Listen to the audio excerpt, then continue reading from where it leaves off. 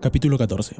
Cuando llegué a casa de Mystery, lo encontré desarmando la cama con movimientos tan mecánicos como sus respuestas. Style, ¿qué estás haciendo? Mystery, le voy a regalar mi cama a mi hermana. La quiero y ella se merece tener una cama mejor. Style, estás tan deprimido que renunciarías a todo. Mystery, sí, todo es fútil, memético. Si conoces la memética, sabrás que todo ocurre en vano, nada tiene sentido. Style, pero tú tienes un intelecto superior, tienes el deber de aparearte. Mystery, eso ya no importa, voy a retirar mis genes del mercado. Style, ¿piensas mucho en la muerte últimamente? Mystery, continuamente. Style, ¿has pensado en hacerte daño o en hacer algo destructivo? Mystery, sí, esto de vivir ya no me divierte, estoy fugar. Style, ¿has pensado en suicidarte? Mystery, sí. Style, ¿cómo lo harías?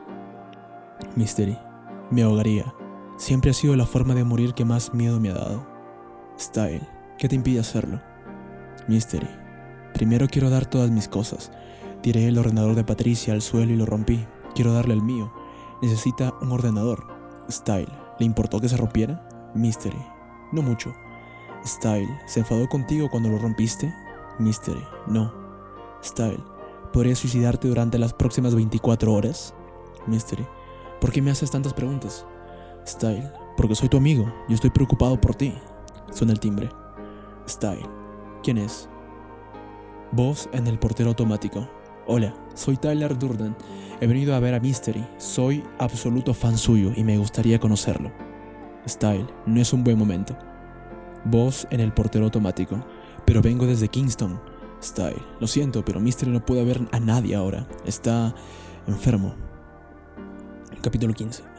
Fui a la cocina, llamé a información y pedí el número de teléfono de los padres de Mystery. En el mundo real, Mystery se llamaba Eric von Morkovic, aunque eso tampoco era más que otra ilusión, pues hacía algunos años que se había cambiado legalmente el nombre, que antes era Eric Horvath Markovic. El teléfono sonó 1, 2, 3 veces. Una voz brusca y cortante resonó al otro lado de la línea. Era el padre de Mystery. Hola, soy amigo de su hijo, Eric. ¿Quién? Me llamo Neil, soy amigo de Eric. Llamo porque no quiero hablar con ningún amigo de Eric, gritó. Pero su hijo necesita... Clic. El muy cabrón me había colgado. Solo había otra persona a la que podía llamar. Volví al cuarto de Mystery. Se estaba tomando una pastilla con un poco de agua. Tenía la cara roja y contraída, como si estuviera llorando en silencio. ¿Qué te has tomado?, le pregunté. Una píldora para dormir. ¿Cuántas? Joder, iba a tener que llamar a una ambulancia. Solo 2. ¿Por qué las has tomado? La vida es una mierda cuando estoy despierto. Todo es inútil. Cuando estoy dormido, sueño. Empezaba a sonar como Marion Brandon en Apocalipsis Now. Anoche soñé que estaba en un DeLorean que volaba, ya sabes, como en Regreso al Futuro. Y estaba rodeado de cables. Estaba con mi hermana. Ella conducía. Subimos por encima de los cables y vi mi vida pasar bajo nosotros. Dime el número de teléfono de Patricia. Las lágrimas empezaron a fluir de sus ojos. Parecía un bebé grande que estaba a punto de suicidarse. ¿Te acuerdas del teléfono de Patricia? Insistí lentamente, dulcemente, como si le estuviera hablando a un niño. Y lentamente, dulcemente, como lo haría un niño. Mystery me dio el número de teléfono de Patricia. Esperaba que Patricia no me colgara, que no me hubiera borrado permanentemente a Mystery de su vida, que tuviera una solución para sus problemas. Contestó al teléfono enseguida.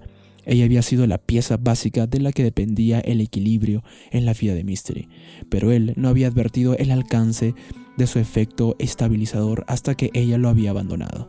Patricia tenía una voz ronca con un ligero acento rumano. Me habló con una mezcla de compasión y preocupación. No es la primera vez que intenta suicidarse, me dijo. Lo mejor que puedes hacer es llamar a su madre o a su hermana. Ellas lo internarán en alguna institución. ¿Para siempre?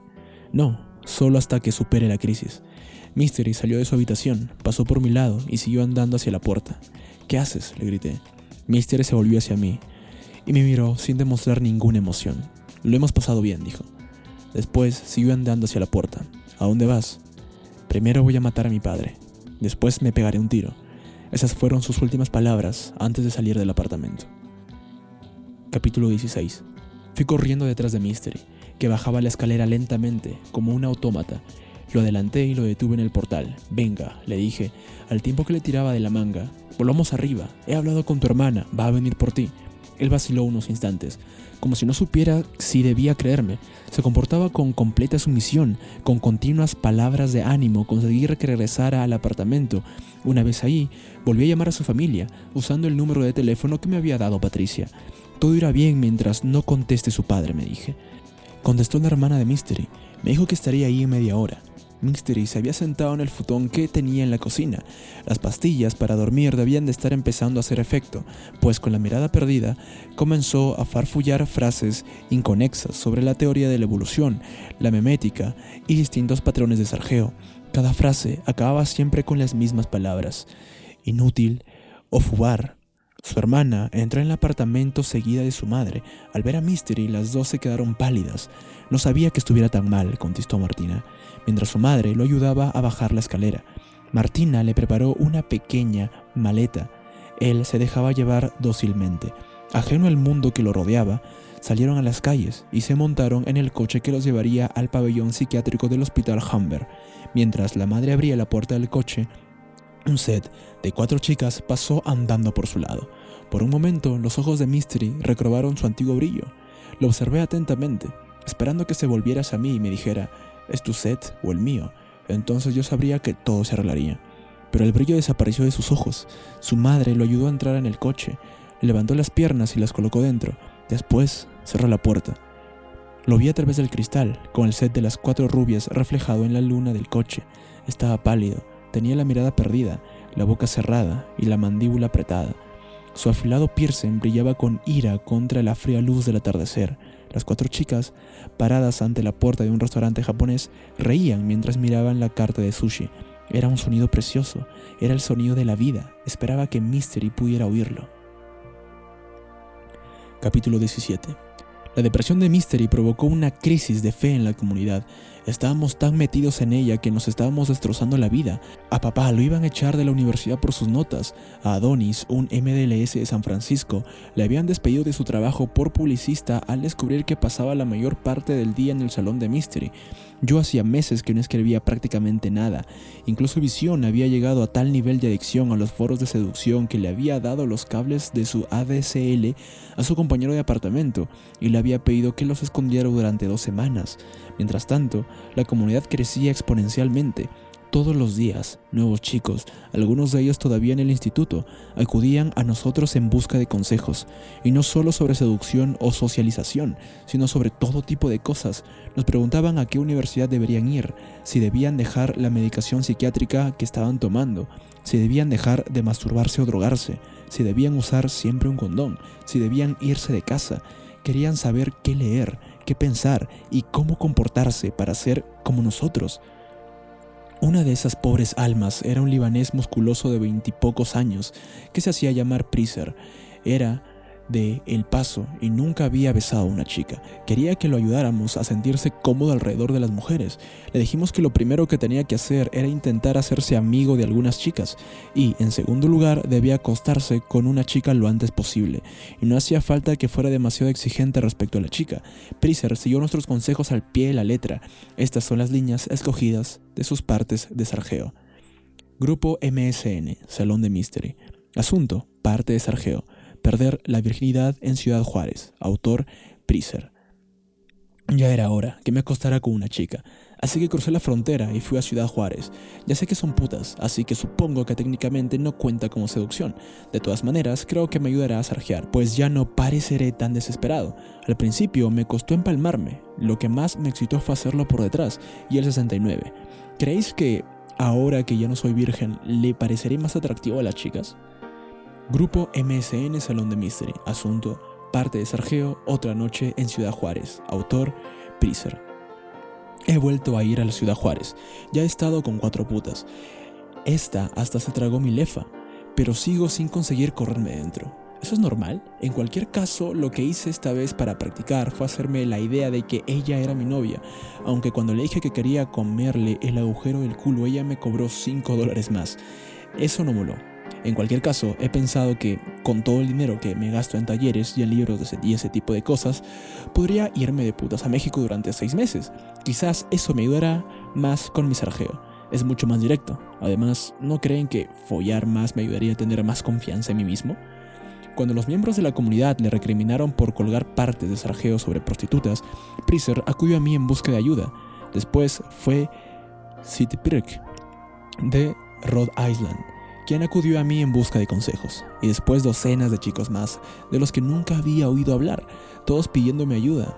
Todos ofreciéndome dinero a cambio de que yo les enseñara a ligar. Querían volar a Los Ángeles para sarjar conmigo o pagarme el billete para que yo fuese a sarjar con ellos. Estaba dispuesto a pagar el precio que hiciese falta por ver a un verdadero MLS en acción, con Mystery encerrado en un psiquiátrico y Juggler tan involucrado en su re que incluso había llegado a interrumpir su página web. Los alumnos estaban hambrientos de liderazgo y sin saber cómo yo me convertí en su nuevo gurú. Todos esos partes en los que yo había compartido mis patrones, mis técnicas y mis experiencias con el resto de la comunidad no solo me habían servido para aprender, sino que también había sido una manera de promocionarme. Pero la seducción es un arte oscuro, sus secretos tienen un precio y todos debemos pagarlo, ya sea en cordura, en tiempo, en trabajo, en educación, en salud, en moralidad o en renunciar a uno mismo. Puede que en las discotecas fuésemos superhombres, pero en nuestro interior nos estábamos pudriendo. Antes yo quería ser como tú y como Mystery, me dijo papá cuando lo llamé para ver qué tal estaba. Pero tengo que aprender a ser yo mismo. Tengo un gran potencial, pero lo estoy echando a perder. Antes de entrar a la comunidad siempre sacaba sobresalientes. Papá había decidido dejar la comunidad. Para empezar, se había borrado de los seminarios de Sargeo.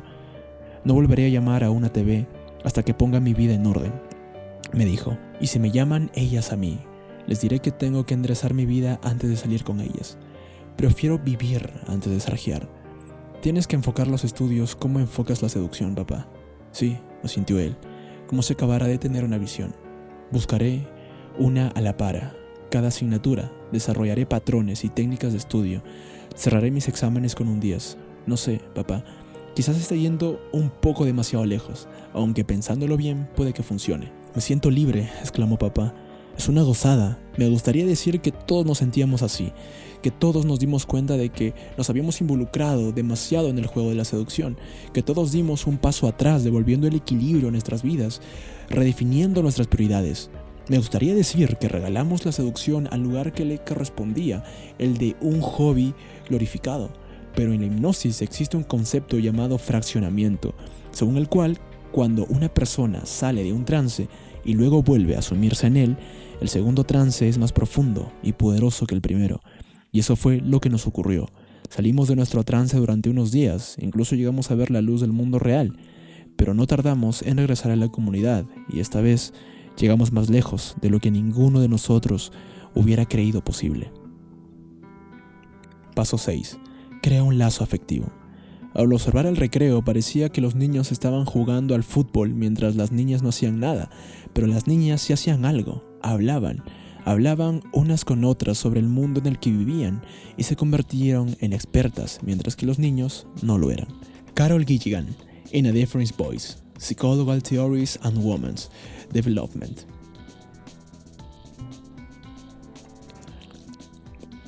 Capítulo 1. Petra era una chica checa de 19 años con un largo cabello castaño, el cuerpo delgado y bronceado de una modelo y un vocabulario inglés que apenas llegaba a la docena de palabras.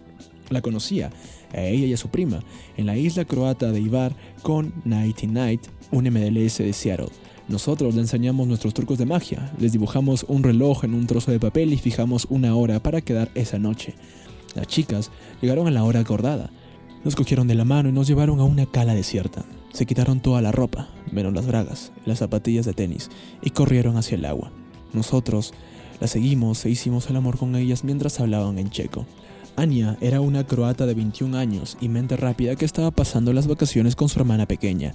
Transpiraba confianza en sí misma, era sensual y tenía clase, todo lo contrario que su hermana. Nightlight 9 y yo las conocimos en la playa de Bodis. Esa noche consiguieron despistar a sus padres y los cuatro paseamos por la playa hasta que encontramos un velero amarrado. Nos colocamos en el camarote e hicimos el amor. Nos bebimos una botella de vino y yo dejé 20 euros. Carrie era una camarera de 18 años que trabajaba en Dublín, en Los Ángeles. Se acercó a mí y me felicitó por mis rastas. Yo, claro, no le dije que llevaba peluca. Al día siguiente fui a verla completamente calvo. Aún así, acabamos acostándonos juntos. A la mañana siguiente, cuando le mandé un email diciéndole que se había dejado unos anillos en mi casa, ella me respondió que nunca llevaba anillos. Martin era una rubia de espíritu libre, con piel lechosa, lápiz de labios rojos, algo corrido y una camiseta ceñida a la que conocí en Nueva York. Había abordado a tantos sets aquella noche que no recuerdo lo que le dije. Al día siguiente quedamos en un bar. Yo fui con otras 2 chicas para que Martin tuviera que trabajar para conseguirme. Durante un instante me sentí culpable de haberlo hecho, pero solo durante un instante. En el bar le pregunté cómo de buena era en la cama, en una escala del 1 al 10. Y unas horas más tarde pude comprobarlo en la habitación de mi hotel. Era un 7. La araña tenía el alma de una princesa judía en el cuerpo de una mujer india. La había conocido en la universidad. Mientras los dos hacíamos unas prácticas en el mismo periódico, entonces ella era una estudiante muy atractiva y yo un estudiante muy tímido. Pero cuando nos volvimos a encontrar años después en Los Ángeles, Style le propuso que fuésemos a tomar algo a una discoteca. Lo primero que dijo la mañana siguiente cuando despertamos juntos fue: «Es increíble cuánto has cambiado». Y tenía razón. Stacy era una anoréxica de 28 años, a la que conocí en Chicago. Durante una larga correspondencia a través de email, me sedujo con su inteligencia, su franqueza y su poesía. Cuando por fin vino a verme, descubrí que era verdaderamente extraña y poco elocuente. Ella debió de pensar lo mismo de mí. De todas formas, fuimos a mi casa y empezamos a besarnos. Al meterle el dedo noté una fina franja carnosa que le cruzaba la vagina, como una red en una pista de tenis. Era su himen. Le dije que no quería ser el primer hombre con el que se acostara. Fue entonces cuando aprendí que ser un MDLS a veces significaba saber decir que no. Greta era una rusa entrada en años con rasgos cincelados y unas magníficas tetas operadas. La conocí en un bar de Malibú. Ella me dijo que era su cumpleaños, pero no quiso decirme cuántos años cumplía. Le dije que estaba dispuesto a ser su juguete sexual. Ella me pellizcó el culo y yo le dije que por eso le cobraba extra. 2 noches después, tomamos un cóctel y fuimos a mi casa. Ella me dijo que no se acostaba con desconocidos, que ahora buscaba algo más profundo, pero en unos minutos después estábamos en la cama. Hice de profesor y ella de niña mala. No me acuerdo cómo se llamaba. Era una chica asiática con tetas grandes, rodeada por 3 chicas asiáticas con tetas pequeñas. Al principio ella pensó que yo era gay. Hablamos durante 15 minutos, después la cogí de la mano y la llevé al cuarto de baño. Nos obsequiamos mutuamente con una sesión de sexo oral y nunca volvimos a hablar. El sexo oral está sobrevalorado. Jill era una ejecutiva australiana con la que quedé citado a través de otro MDLS. Vestía con unos pantalones estampados de piel de leopardo. Llevaba el pelo rubio de punta y tenía una energía sexual voraz. Cuando bailaba, si es que podía llamarse así, todos los hombres la miraban. Follamos en su BMW, con los pies asomados por la ventana. Cuando le pregunté cuándo había pensado por primera vez que le gustaría besarme, ella me dijo que en cuanto me había visto, era la primera mujer que me decía algo así. Sara era una agente de casting de 42 años a la que conocí en el bar de hotel de Casa del Mar, en Santa Mónica. Tenía un aire limpio y radiante, como si acabara de salir de un anuncio de champú, y mantenía ese aire fresco incluso bajo la horrible luz del ascensor, donde hicimos el amor 1 hora después de conocernos. Sara me preguntó varias veces si había alguna cámara en el ascensor. No sé si la idea le daba miedo o si la excitaba, probablemente las 2 cosas. A Gea y a Randy las conocí en la discoteca Highland. Gea era una chica diminuta y tenía novio. Randy era una actriz mona con la sonrisa más maliciosa que había visto nunca y también tenía novio. Tardé 1 mes en convencer a Gea para que le pusiera los cuernos a su novio y tan solo 1 día en convencer a Randy. Mika era una chica japonesa a la que conocí en Jamba Juice. A ella le gustaban las máquinas de sueños, de naranja con un toque de energía. Y a mí, las máquinas de sueño, de naranja con un toque de proteínas. Me sentí intrigado por su cráneo afeitado. Al acostarme con ella descubrí que también se afeitaba el pubis. A la mañana siguiente me dijo que donaba el pelo a niños con cáncer. Yo estaba alucinado. ¿Llevan tu pelo público en la cabeza?, le pregunté. Ella me explicó que se refería al pelo de su cabeza. Annie era una stripper que iba al gimnasio 2 horas todos los días. Annie era adicta a la cirugía estética. Llevaba el pelo teñido con un rojo metálico y lápiz de labios tatuado a juego. Después de acostarnos me dijo: he conseguido dominar el arte de la visualización. Cuando le pregunté qué quería decir, ella me dijo que, como los hombres son tan visuales, siempre se aseguraba de que todo lo que hiciera en la cama resultara sexy. Al cabo de algún tiempo empezó a sentir algo por mí. Y, al entrar en contacto con sus sentimientos, visualizó que había abusado sexualmente de ella cuando era una niña. Como consecuencia, ya no volvió a acostarse con ningún hombre.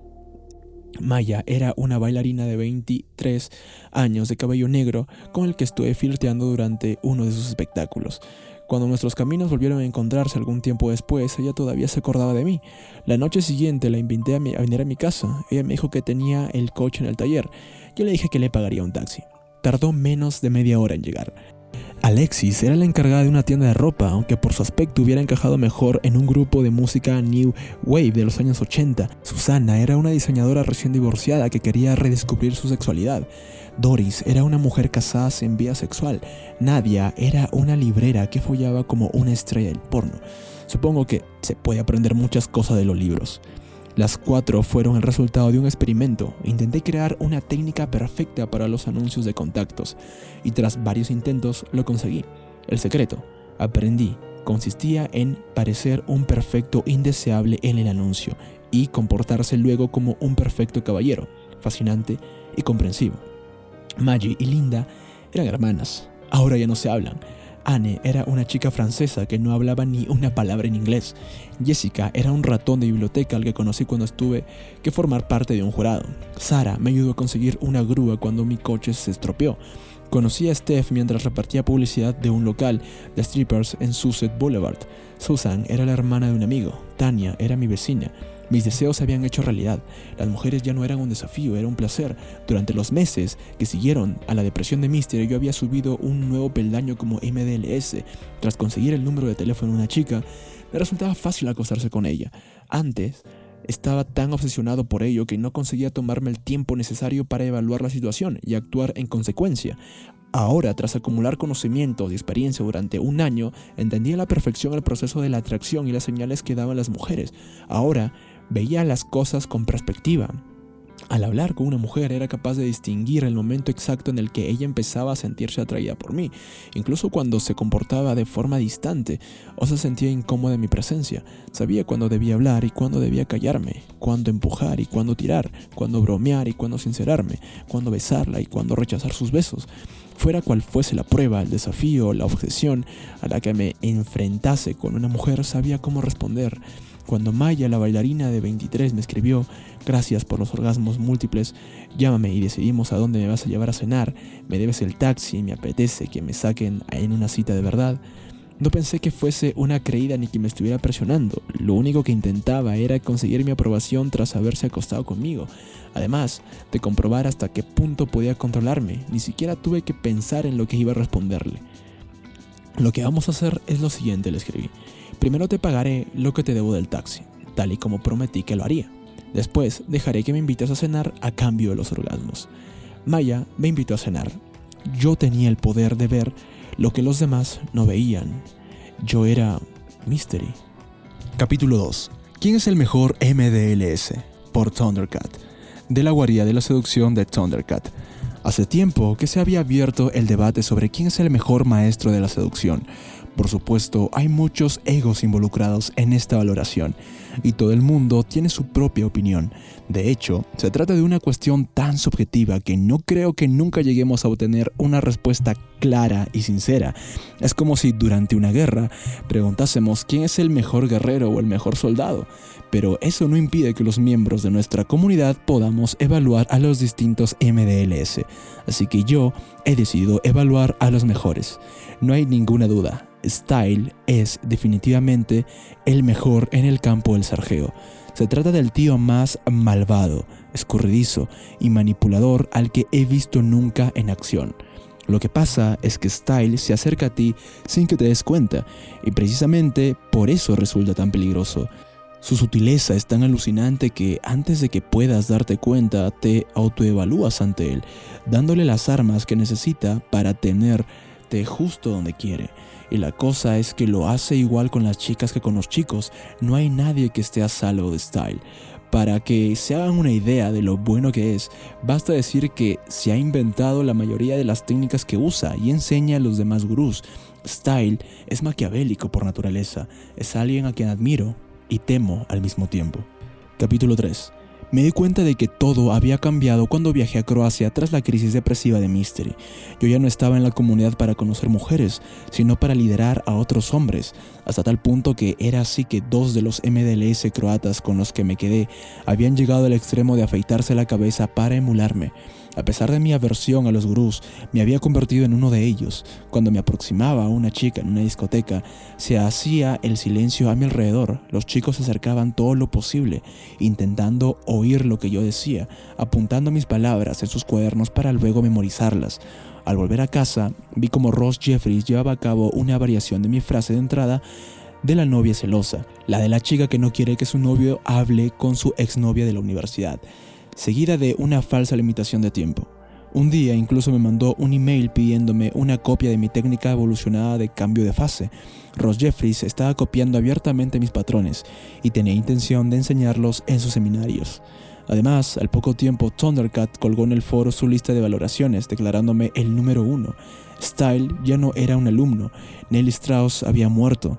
A ojos de esos hombres, yo era el rey de los MDLS. Había gente a lo largo y ancho del planeta usando mis chistes, mis frases, mis técnicas para conocer, besar y acostarse con una mujer. Había logrado mi objetivo y mucho más. En los viejos tiempos yo solo era el ala de Mystery o el discípulo de Ross Jeffries o el objeto hipnótico de Steve P. Ahora, en cambio, tenía que demostrar lo bueno que era cada vez que salía. Al verme, la gente se preguntaba si era en realidad tan bueno como decían, y si no estaba besándome con la chica más guapa del local a los 15 minutos de llegar, pensaban que era un fraude. Antes de unirme a la comunidad, me daba miedo fracasar con las mujeres. Ahora me daba miedo fracasar ante los hombres, y la presión era bidireccional, pues yo mismo empecé a albergar expectativas poco razonables sobre mí mismo. Si estaba cenando en un restaurante italiano y había una mujer atractiva 5 mesas más allá, me sentía como un fracasado si no la abordaba. Sí, al ir a la tintorería me cruzaba con una camarera que aspiraba a ser modelo o actriz. Me sentía defraudado conmigo mismo si no me aproximaba a ella.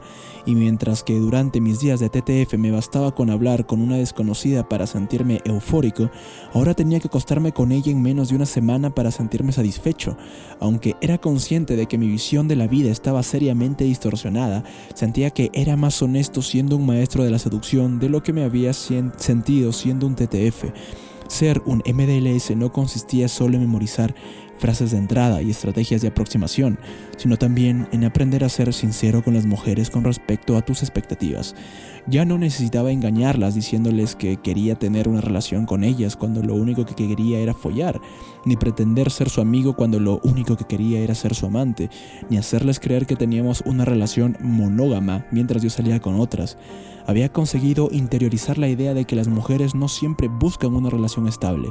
De hecho, una vez liberadas, las necesidades físicas de una mujer a menudo son mayores que las de un hombre. Lo que ocurre es que, antes de sucumbir a ellas, necesitan superar una serie de barreras.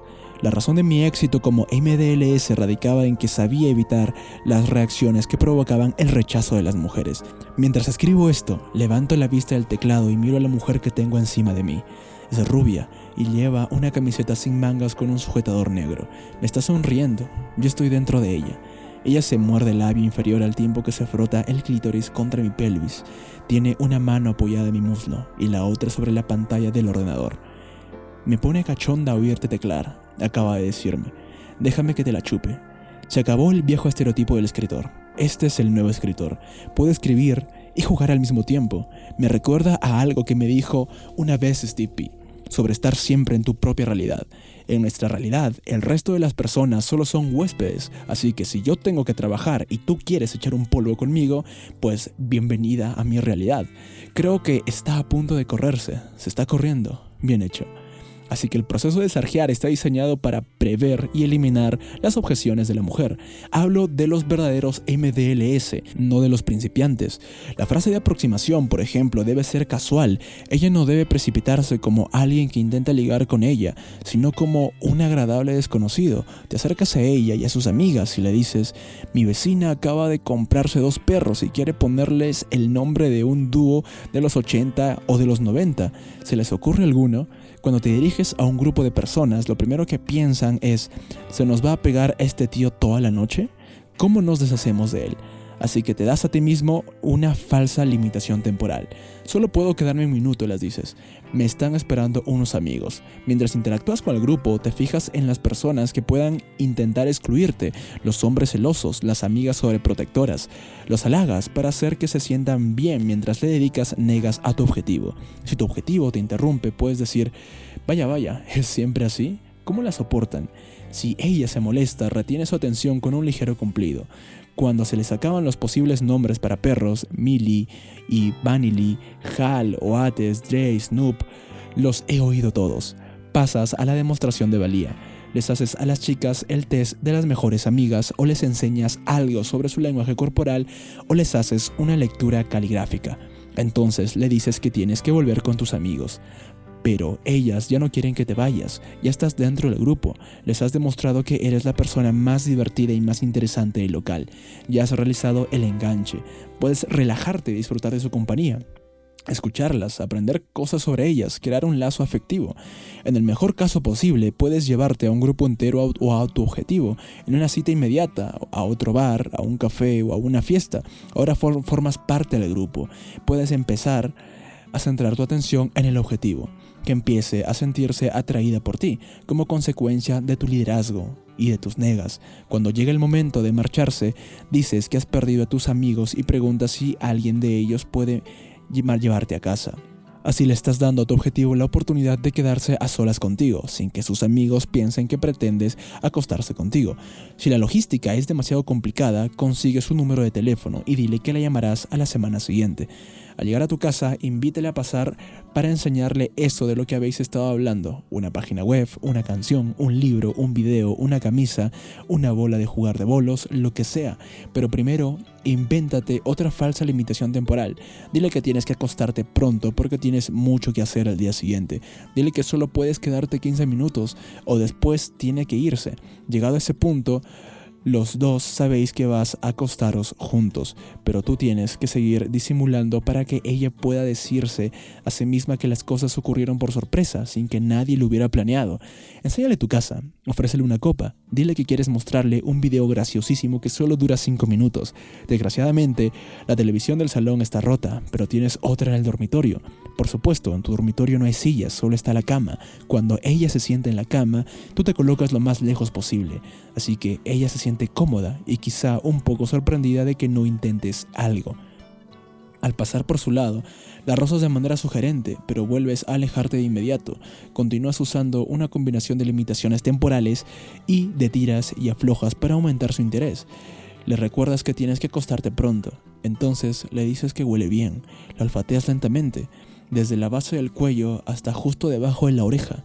Ahora es cuando entra en juego la técnica evolucionada del cambio de fase. Le muerdes suavemente en el brazo, en el cuello, y a no ser que ella se balancee sobre ti, sigues hablándole para mantener su mente ocupada mientras aumentas la intensidad del contacto físico. Aunque de vez en cuando retrocedes para que ella no llegue a sentirse incómoda, tú siempre debes ser el primero en decir que no.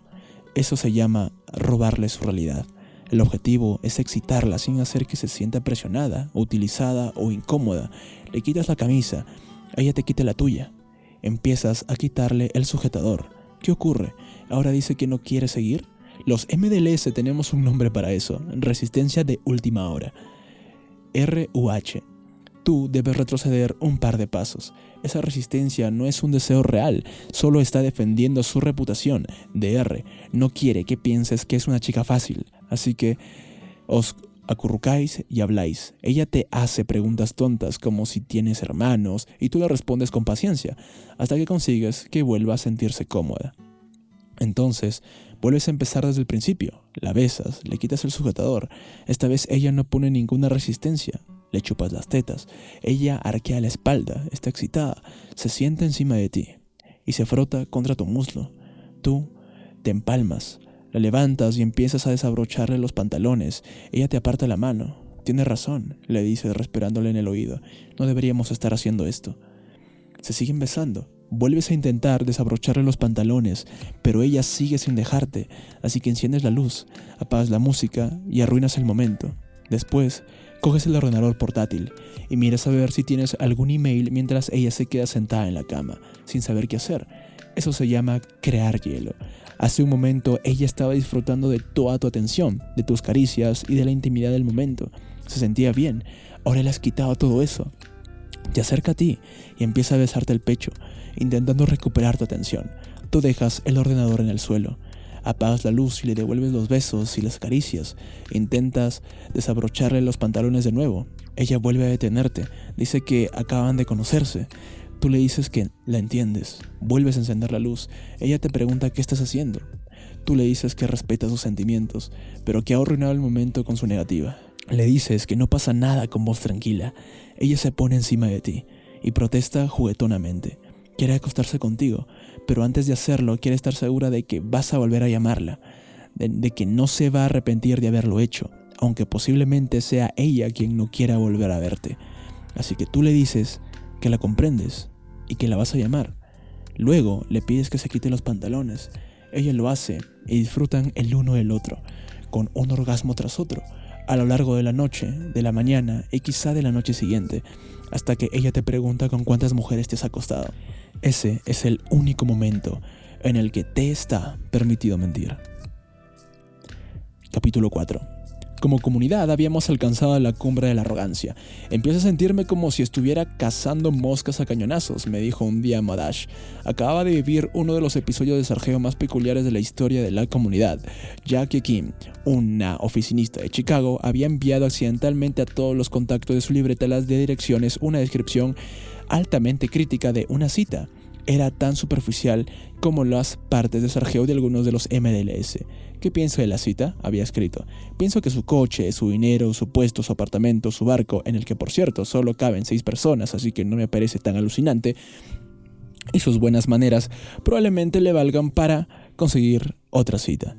Pero si no se corta el pelo y me hace un buen regalo, todo lo que tiene no le bastará para nada más que para ser mi amigo treintañero. El mensaje se convirtió en un fenómeno de internet que recorrió todo el mundo e incluso llegó a publicarse en el Chicago Tribune. Madash fue una de las personas que recibió el email. Tras leerlo, le envió un mensaje de apoyo a Jackie.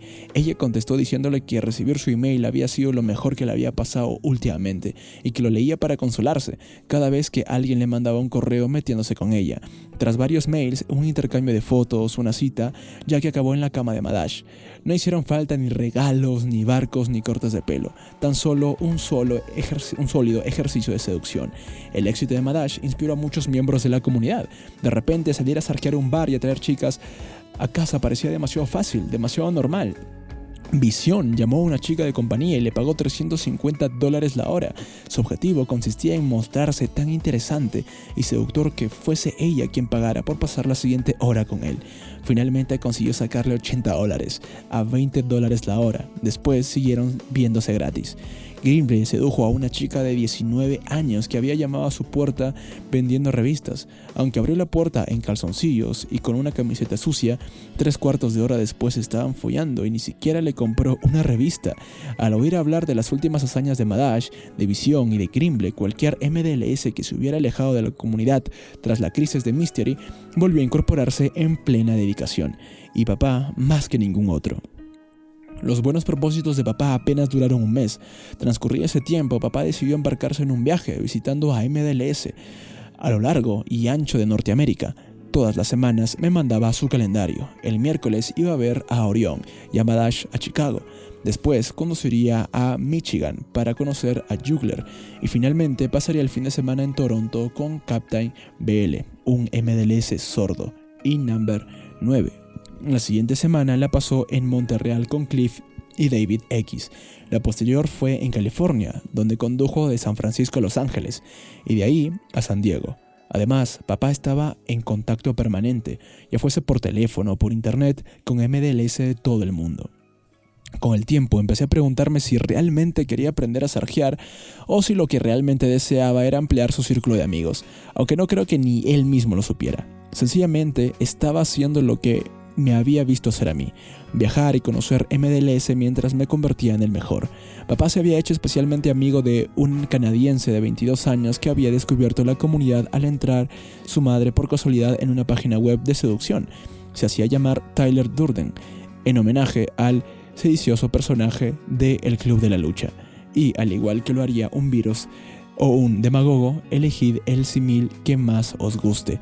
Con el paso del tiempo, Tyler llegaría a cambiar el discurso de la comunidad y de todos los que formábamos parte de ella.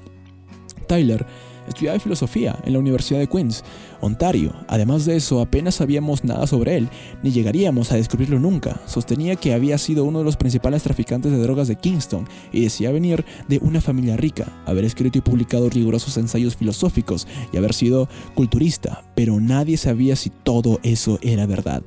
Tyler aterrizó en los foros de seducción como un tornado. Una cosa sobre él sí estaba clara: su obsesión por el sargeo alcanzaba un nivel desconocido por todos nosotros hasta el momento. Se había leído los archivos con todas las partes de sargeo de cada MLS, miles de páginas en total, y estaba devorando la lista de los libros recomendados, desde Introducción a la PNL hasta Cómo dominar tu una interior, a una velocidad inusitada. Tyler era un adicto a la información.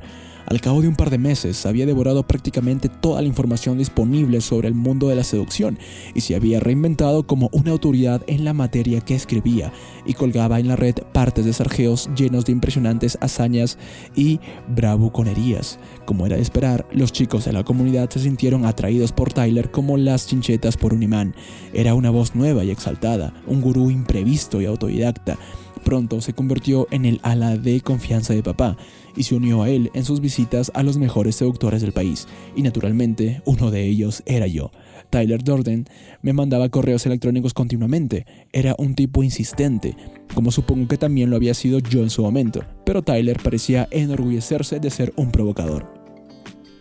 Durante años, a modo de iniciación, se les había pedido a los TTF que se incorporaban a la comunidad que realizaran la prueba del novato, que consistía sencillamente en ducharse, vestirse con su mejor ropa, ir al centro comercial más cercano y, con una sonrisa en los labios, saludar a todas las mujeres que pasaran por su lado. Hacerlo ayuda a los TTF a superar su timidez, y en algunos casos incluso les ofrecía la oportunidad de conocer a alguna chica. Pero Tyler Durden quería cambiar las pruebas de iniciación por una de su propia invención.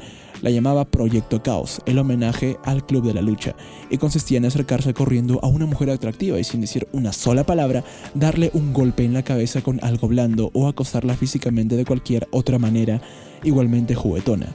Antes de nada, hay que explicar que en los foros de seducción la mayoría de la gente no piensa, solo obedece. Si yo hubiera escrito eso, que es Nifar Vivarín me ayudaba a sarjear, toda la comunidad hubiera estado aterrorizando a chicas con subidones de cafeína. El resultado fue que, tras leer acerca del Proyecto Caos, cientos de MDLs empezaron a atropellar a mujeres con carritos de la compra y atacarlas con sus bolsas de deporte.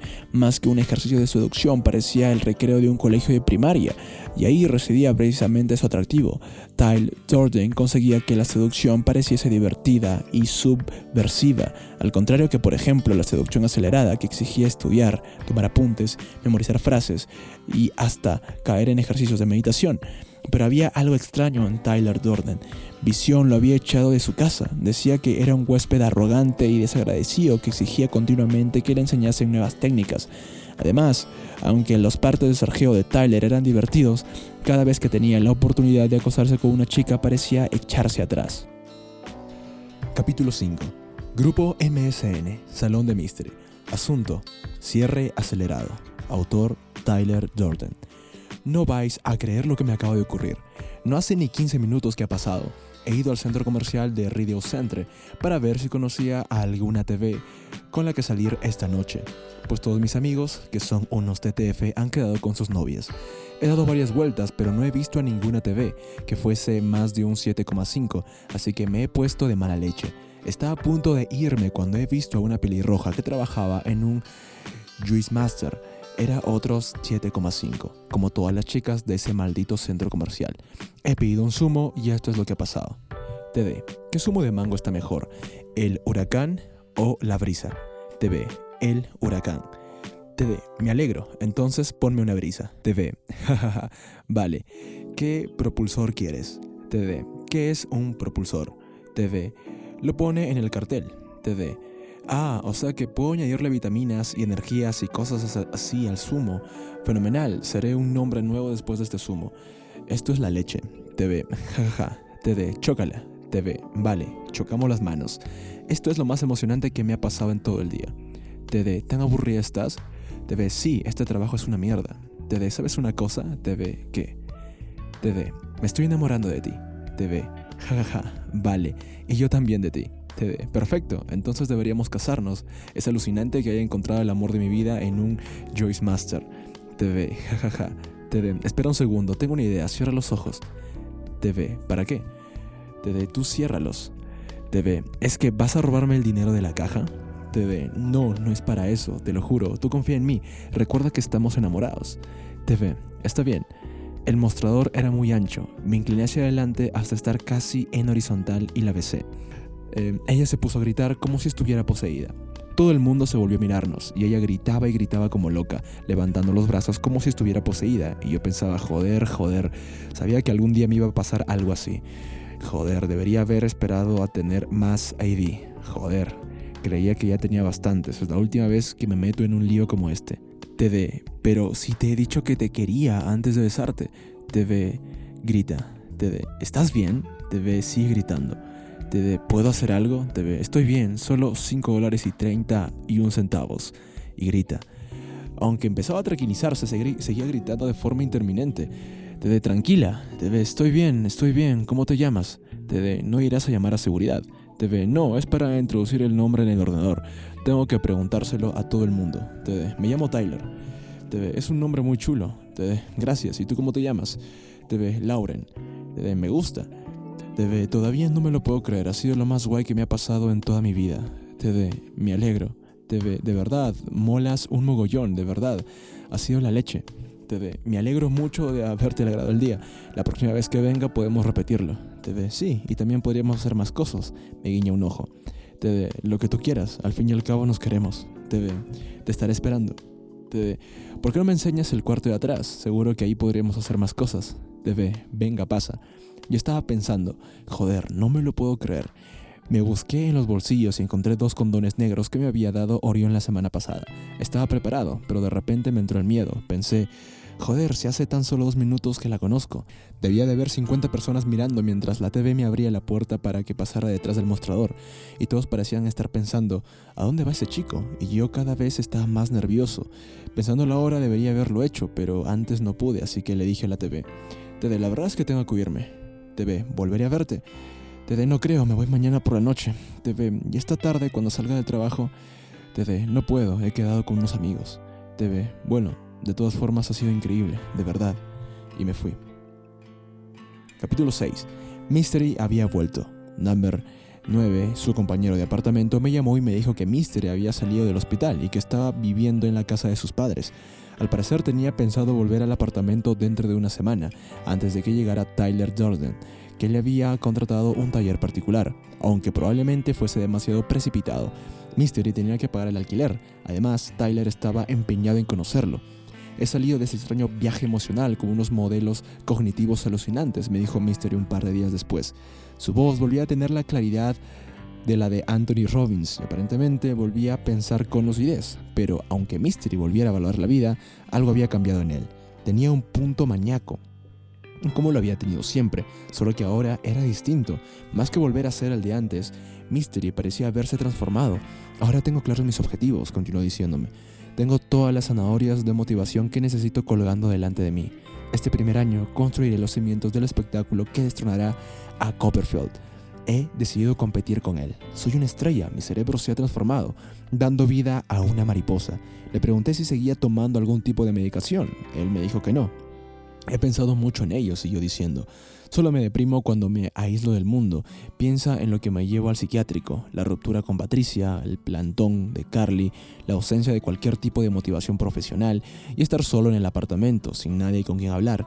Así que tenemos que crear un círculo social con personas que me motiven, algo como lo que tiene Sweeter en Australia.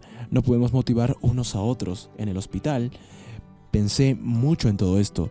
Lo escribí todo y se lo enseñé a mi psiquiatra. Hasta él parecía estar impresionado. Lo voy a llamar Proyecto Hollywood. Esa fue la primera vez que oí el nombre. Lo cierto es que al principio no le di mayor importancia. Supuse que acabaría igual que el Proyecto Dicha, otra idea que nunca pasó a ser una paja mental. Yo tengo una gran luz interior, siguió diciendo Mystery. Ahora lo veo con claridad. Soy una superestrella que ha estado frenándose a sí misma y me gustaría que tú te unieras a mí. Tú también puedes convertirte en una estrella. Me alegraba de que Mystery estuviera de vuelta.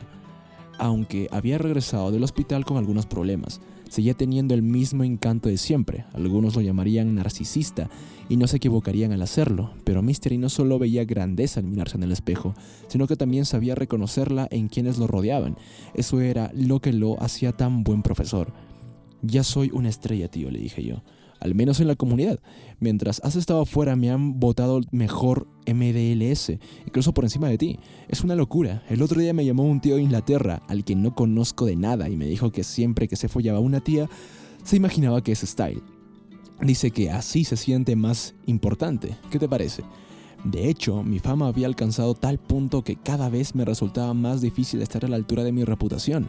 Hace unos días, Supastar, un profesor de Carolina del Sur que había participado en uno de nuestros talleres, había escrito en el foro: cuando muera y vaya al cielo de los MDLS me encontraré con Style, pues él es el dios de la comunidad. Mystery se rió cuando se lo conté. Vas a tener que acostumbrarte a ello, me dijo. Has creado un alter ego y ahora tienes que estar a su altura. Capítulo 7. Mystery quería hacer una gira de 3 meses. Tenía pensado ofrecer talleres en Londres, Ámsterdam, Toronto, Montreal, Vancouver, Austin, Los Ángeles, Boston, San Diego y Río de Janeiro. Pero yo no podía dedicarle tanto tiempo. Tenía que resucitar mi carrera. Antes de convertirme en un MDLS a tiempo completo, o como lo llaman ahora los chicos, en un GDLS, gurú de la seducción, yo tenía una profesión. Me dedicaba a escribir en algún lugar, en otra vida, todas las mañanas. Al levantarme me sentaba frente a mi escritorio y me ponía a teclear en el ordenador. Ahora que había dejado de tener problemas con las mujeres, necesitaba poner en orden el resto de mi vida. Tanto sarjear empezaba a afectarme el cerebro. Además, se había convertido en una adicción. Recibir atención femenina se había convertido en la única razón por la que salía de casa. Además de comer, claro está. En el proceso de deshumanizar al sexo opuesto, de alguna manera también me había deshumanizado a mí mismo, así que le dije a Mystery que iba a frenar un poco. Por aquel entonces yo estaba saliendo con 8 chicas al mismo tiempo. Mi cuaderno de baile estaba completo. Tenía que bailar con Nadia y con Maya y con Mika y con Gea y con Carrie y con Hillary y con Susana y con Jill, cada una de ellas con sus propias necesidades. Aunque eso sí, no tenía ningún compromiso con ninguna. Todas sabían que salía con otras mujeres, y lo más probable era que ellas también salieran con otros hombres, pero ni lo sabía ni me importaba. Lo único que me importaba era que ellas venían cuando yo las llamaba, y que cuando ellas me llamaban, yo también acudía. Lo que no le dije a Mystery es que ya no confiaba en él. No iba a volver a hacer planes ni a comprar billetes de avión para que él tuviera otra crisis y volviera a dejarme colgado en el último momento. Además, ya no era una niñera. Como siempre le decía a las mujeres, la confianza es algo que hay que ganarse, y Mystery tendría que recuperar la mía. Como era de esperar, Mystery no tardó en encontrar 2 entusiastas alas con los que reemplazarme: Tyler Durden y papá. Desde que Mystery había salido del psiquiátrico, los dos estaban constantemente a su lado, su cerebro absorbiendo cada gramo de información. Mystery me llamaba todos los días para informarme de sus progresos. Le he dado una lección de humildad a Tyler Durden, me dijo en una ocasión. Al principio era un ingreído, pero hemos resuelto el problema y ha aceptado el lugar que le corresponde como mi discípulo. No esperes que Tyler Durden te caiga bien cuando lo veas por primera vez, me dijo en otra ocasión. Basta con que lo soportes. No para de racionalizar todo. Entonces, ¿por qué pasas tanto tiempo con él?, repuse. No lo sé. Él me llama y me dice que va a venir a pasar el fin de semana, y yo lo dejo venir.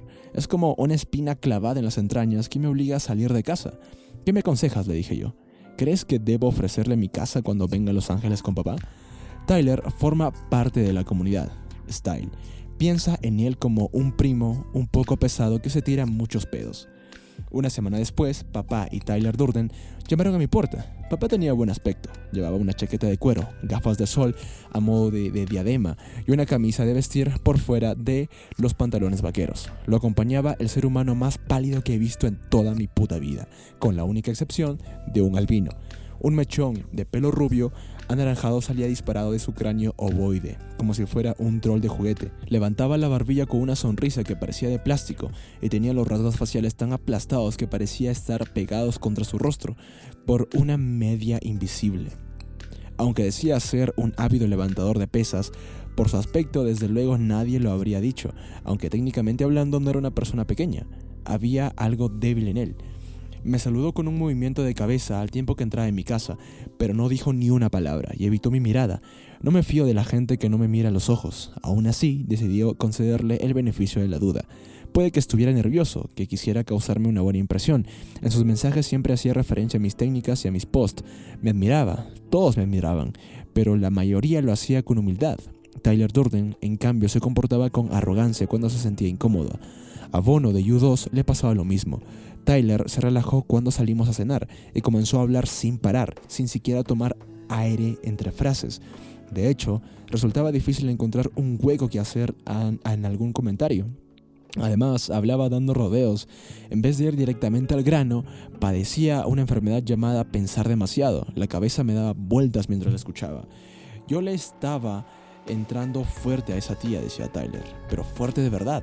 Levantó la cabeza, frunció los labios, arqueó la ceja y asintió. Aunque se suponía que el gesto debía transmitir contundencia, lo cierto es que resultaba extraño, poco natural. Entonces aparece un tipo y le dice: Michelle, eres preciosa, eres pura dinamita. Y ella me mira y me dice. Tyler pone voz de falsete intimidándola. Odio que me digan eso, solo me gustan los hombres que no me desean. Odio a los tíos que me desean, los odio. Tyler pasó toda la cena diciendo tonterías sin parar. Al cabo de una hora empecé a descifrar su personalidad. A sus ojos, la interacción humana era como un programa informático. El comportamiento estaba determinado por marcos, congruencias, estados, empatía y otros principios psicológicos similares. Él quería ser el mago de Oz, el tipo que está detrás del telón manejando los hilos, el tipo al que los demás ven como el señor del reino. Me gusta analizar a las personas. Según el propio Tyler, de niño era un poco más pequeño y un poco más lento mentalmente que la mayoría de los niños. Además, su padre, que era entrenador de fútbol americano, le imponía metas muy altas que él nunca conseguía alcanzar. Esa fue toda la información biográfica que pude sacarle, pues debe ser duro reconocer algo así. Sin embargo, yo no estaba convencido de que nos hubiera dicho la verdad. Cada vez que la camarera se acercaba a la mesa, Tyler me pedía que pusiera en práctica algunas de mis técnicas. Utiliza la técnica de la novia celosa, me decía. Haz una div, me decía. Recordé lo que había dicho Visión sobre la insistencia de Tyler Durden en que la hiciera continuas demostraciones. Ahora entendía por qué lo había echado de su casa. Tyler no veía el lado humano de las personas, no le importaba en qué trabajáramos, de dónde fuésemos, ni lo que pensara del mundo. Tyler no se daba cuenta de que los MDLS también éramos personas.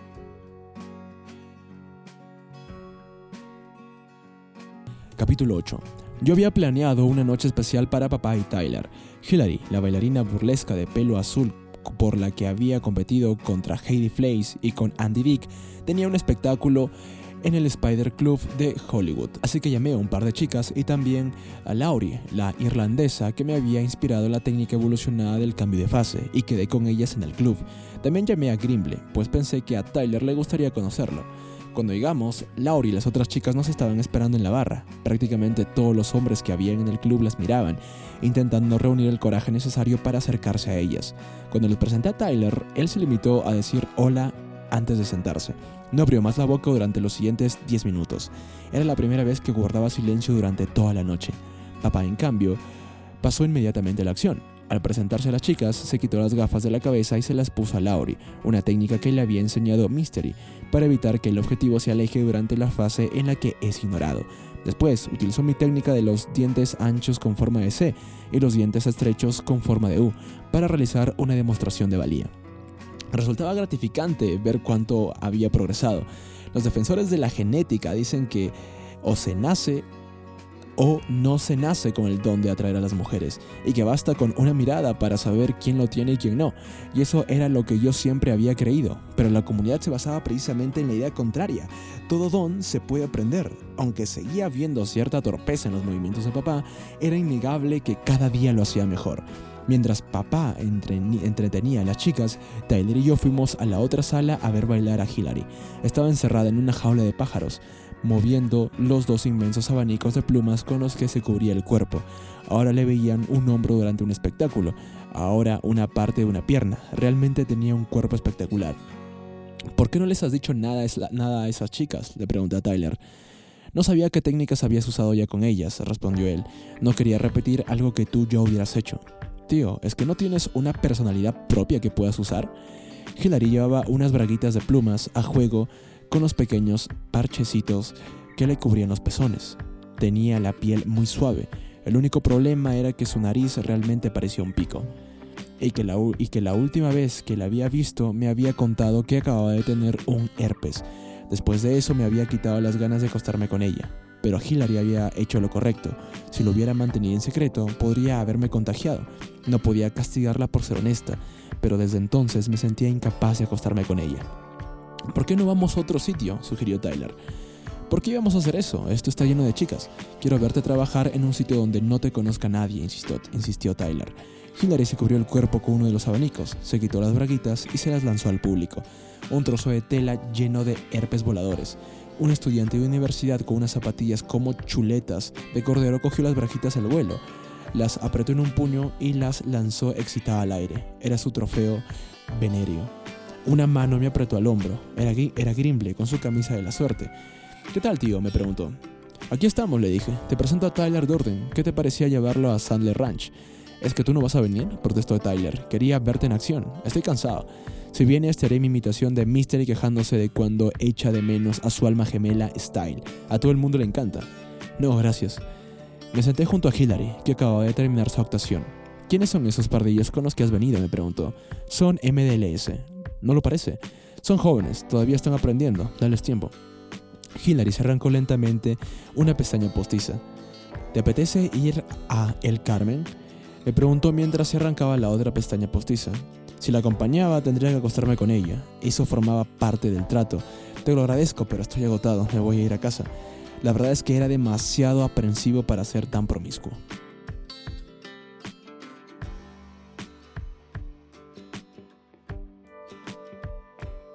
Capítulo 9. A pesar de todo, intenté que Tyler me cayera bien. Parecía caerle bien a casi todo el mundo. Los partes que informaban sobre sus viajes por el país haciendo de ala de Mystery eran espectaculares. Quizás yo lo hubiera puesto nervioso, puede que hubiera mejorado al tener que actuar delante de tantos alumnos, como me había ocurrido a mí, así que decidí concederle el beneficio de la duda. Siempre había habido claras tendencias en la comunidad. Ross Jeffries y su seducción acelerada mandaba en los foros de seducción cuando yo llegué a la comunidad, hacía ya más de un año. Después le llegó el momento al método de Mystery y al chulo gracioso de David DeAngelo. Ahora estaba de moda Tyler Durden y papá. Lo curioso era que, aunque los métodos cambiaban, las mujeres no lo hacían. La comunidad seguía siendo algo tan minoritario que eran muy pocas las mujeres que sabían lo que estábamos haciendo. Las tendencias de la comunidad eran modas que nada tenía que ver con las mujeres, tan solo respondían al ego masculino. Y uno de los mayores egos, el de Ross Jeffries, estaba quedando en el segundo plano. Aunque la seducción acelerada todavía tenía mucho que ofrecer a ojos de la nueva generación de los miembros de la comunidad, resultaba tan arcaica como comprarles flores a una chica o invitarla a un batido. Y eso no le gustaba nada a Jeffries. De hecho, había muchas cosas con las que no estaba contento. Lo supe una noche cuando al llegar a casa encontré el siguiente email en mi ordenador. Hola Style, soy Ross. Estoy de un humor de perros, son las 12:10. Normalmente cuando estoy de mal humor llamo a alguien que me caiga mal y le pongo a parir.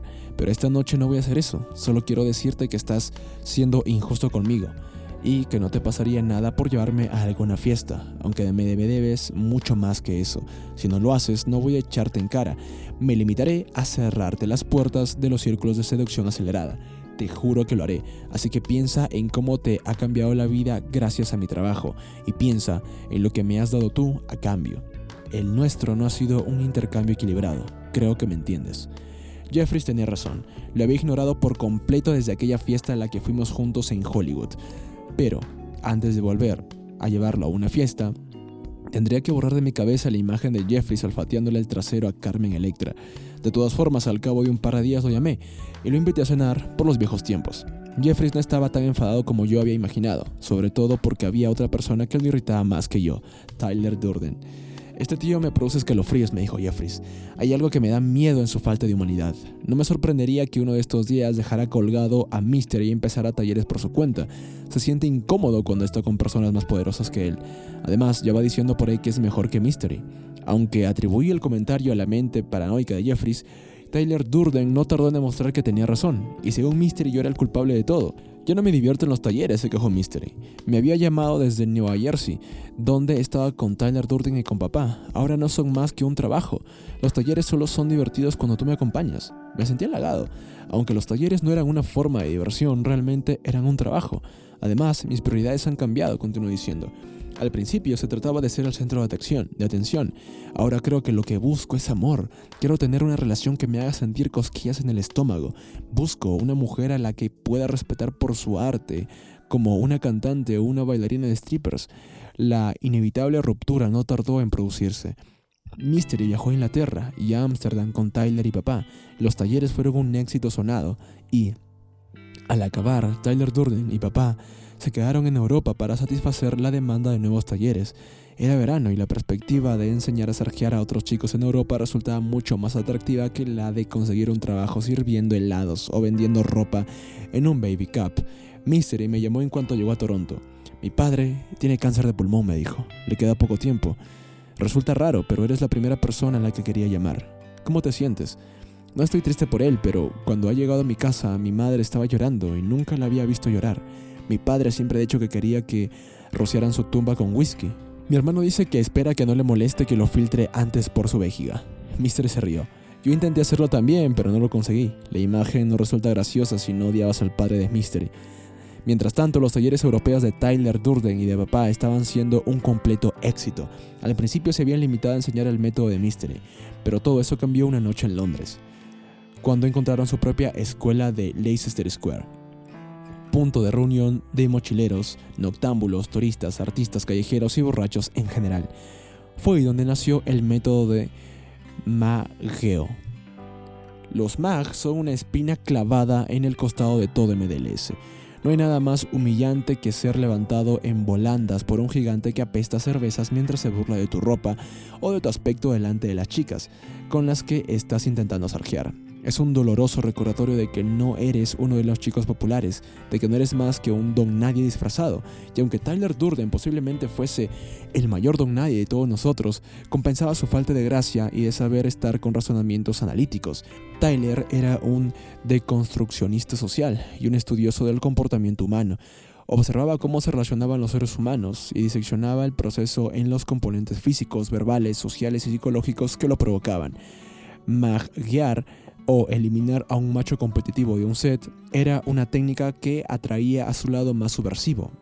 Robarle la chica a uno de esos chicos populares que lo había humillado en el instituto era un manjar mucho más apetecible que conquistar a una mujer sentándose a solas con ella en un café. Así que Tyler analizó el lenguaje corporal que los MAG empleaban para rebajar su importancia en los sets.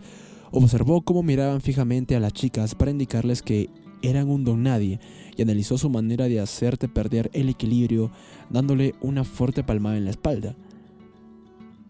Pronto pasó más tiempo estudiando los MAG que sarjeando con chicas, hasta que inventó un nuevo orden social en el que, parafraseando al músico Boyd Rice, los fuertes viven de los débiles y los inteligentes viven de los fuertes. Ya no había nada que pudiera parar a los MDLS. Ahora podían robarle a la novia delante de sus narices a MAG, del tamaño de una nevera. Nos estábamos adentrando en terreno peligroso. Capítulo 10. Grupo MSN, Salón de Mystery. Asunto: técnicas de MAGGEO. Autor: Tyler Durden. Les voy a contar lo que he estado haciendo últimamente. Es bastante divertido. He aprendido la mayor parte de esto de los europeos, mientras intentaba robarles a sus chicas y evitar que ellos me robaran a las mías. Aquí los tíos no son tan pardillos como en Estados Unidos. La mayoría de ellos saben lo que hacen, así que he estado intentando descifrar cómo sacarles ventaja. Lo que les vengo a enseñar a continuación lo he aprendido con éxito cientos de veces en el campo del sarjeo. Mag: hola chicas, ¿cómo están? MDLS: oye, levanta las manos como si te dieras por vencido. Te doy $100 si me libras de estas chicas. Las chicas dirán: no te vayas, te queremos. Se reirán y se abrazarán a ti, lo cual desmoralizará notablemente al macho alfa del grupo. Mag: parece estar dispuesto a luchar. MDLS: jaja, dime, ¿estás buscando pelea o qué? Jaja, vale.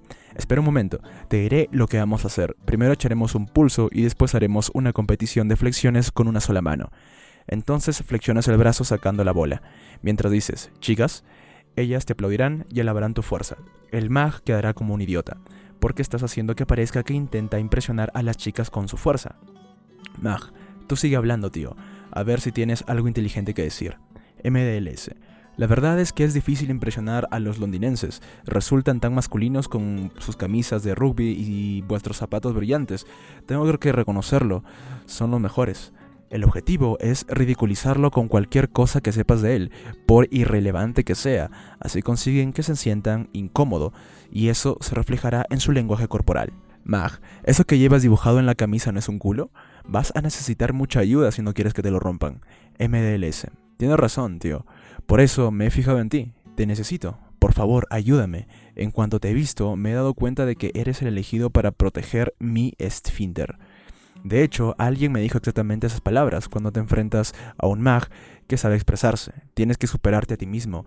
Haz que parezca que se está esforzando por hacerse amigo tuyo, o bromea sobre la posibilidad de contratarlo para hacer trabajos propios de un macho beta, de cosas como eres un gran actor cómico, o tío, es fantástico, podrías diseñarme una página web o algo así.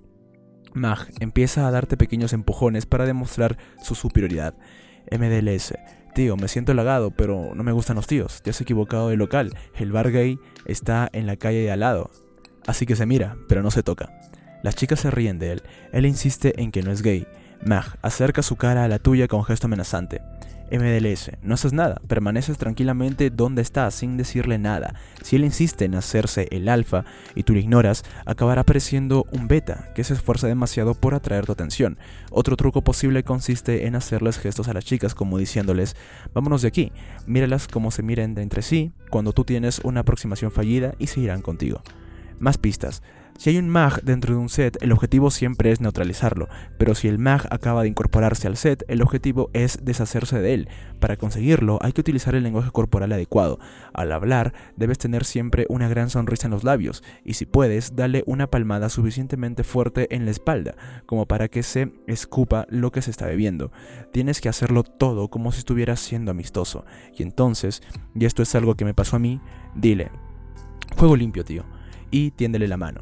Cuando él extienda la suya para estrechártela, retírala en el último momento. Tienes que jugar constantemente con él. También puedes aprovecharte de lo que haga el mag. Deja que él coloque los bolos y tú encárgate de tirarlos después. Es algo que yo hago a menudo.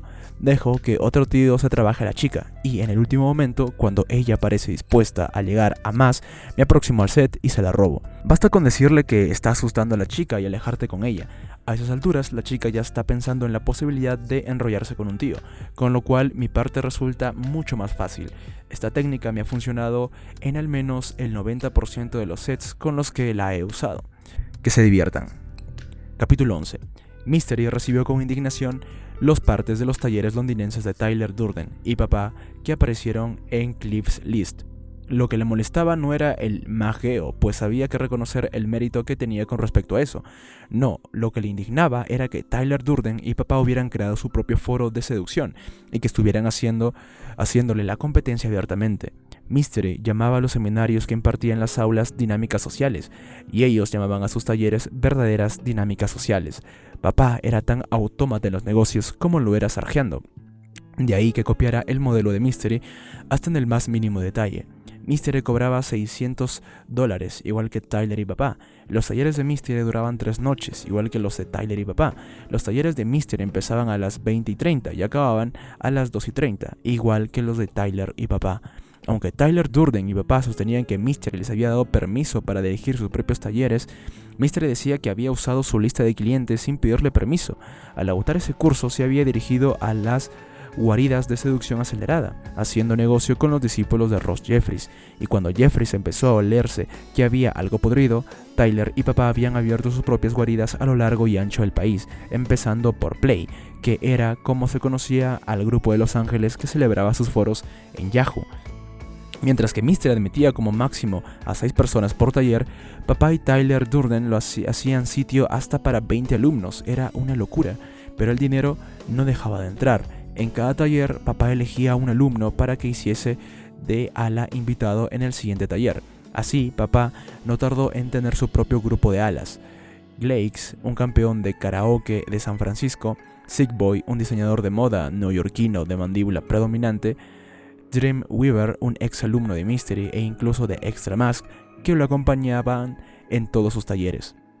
Y a pesar de todo, Mystery siguió dejando que Tyler y papá durmieran en su casa y le sorbieran el cerebro en busca de nuevas técnicas cada vez que pasaba por Toronto. Cuando le pregunté por qué lo hacía, él se limitó a decir: mantente cerca de tus amigos y más cerca aún de tus enemigos. Yo supuse que sabría lo que estaba haciendo. Mientras tanto, al ver el éxito de Tyler y de papá, el resto de los miembros de la comunidad no tardaron en darse cuenta de dos cosas. La primera era que cualquiera podía utilizar y realizar su propio taller. No hacía falta ningún don especial para enseñarle 2 chicas a un tío y decirle: abórdalas. La segunda era que el país estaba lleno de chicos dispuestos a pagar cualquier suma de dinero para resolver su problema. Mystery había cometido una grave equivocación. No les había hecho firmar a sus alumnos ningún documento comprometiéndose a no copiar ni divulgar sus métodos, y ahora el genio se había escapado de la lámpara mágica. Uno a uno, cada MDLS llegó a la conclusión de que todas esas horas que habían pasado estudiando y practicando sarjeos, mucho más tiempo del que habían pasado con su familia, estudiando, trabajando con sus amigos del mundo real, tenían más aplicaciones que mantener boyante a la industria de los preservativos. En la comunidad habíamos creado un compendio de conocimientos que estaba a años luz de cualquier otra teoría de la seducción. Habíamos desarrollado un paradigma enteramente nuevo de las relaciones sexuales, un paradigma que les daba el control a los hombres, o al menos la ilusión del control, y había un gigantesco mercado para nuestro producto. Orión, el MDLS que había filmado sus arjeos en los videos de conexiones mágicas, empezó a ofrecer talleres de un día en centros comerciales y en universidades. Para sorpresa de todos, Harmless y Chessmatic, que no hacía ni un mes que habían perdido la virginidad, empezaron a anunciar sus propios talleres. Bad Boy, uno de los croatas a los que había conocido en Europa, un MDLS con carisma que cojeaba de una pierna y solo tenía un uso parcial del brazo izquierdo tras ser herido por un francotirador durante la guerra, creó una empresa a la que llamó Playboy Lifestyle, alumno de todo el mundo que viajaba a Zagreb para aprender a comportarse como verdaderos machos alfa. Los ejercicios incluían darle puñetazos a Bad Boy en el estómago mientras gritabas "jódete" con todas tus fuerzas. El salario medio mensual en Croacia ascendía a $400. Los talleres de Bad Boy costaban $850 por alumno. Wilder y Sensei, ambos convertidos en MDLS gracias al método de Mystery, ofrecían cursos de introducción al sarjeo en San Francisco. Thundercat colgó un post solicitando colaboraciones económicas para promocionar un cortometraje sobre seducción que acababa de producir. Uno de los empleados de Twitter lanzó al mercado una línea propia de productos. 3 estudiantes universitarios de Londres, Ángel, Ryobi y Lockstock, empezaron su propia escuela de seducción, a la que llamaron Interacción Impactante. Pricer, un chico de las putas de Ciudad Juárez, sacó a la venta un curso avanzado de estudio de atracción sexual en 6 CD, que además era un magnífico ejercicio involuntario de humor. Incluso un día, en una misteriosa página web apareció a la venta un libro titulado Todo lo que necesitas saber sobre las nenas, y finalmente Greenblade y Todd Timmer se incorporaron al mercado, cada uno con su propio método y su propio libro en formato electrónico. Greenblade ganó $15,000 la primera semana y Todd Timmer $6,000.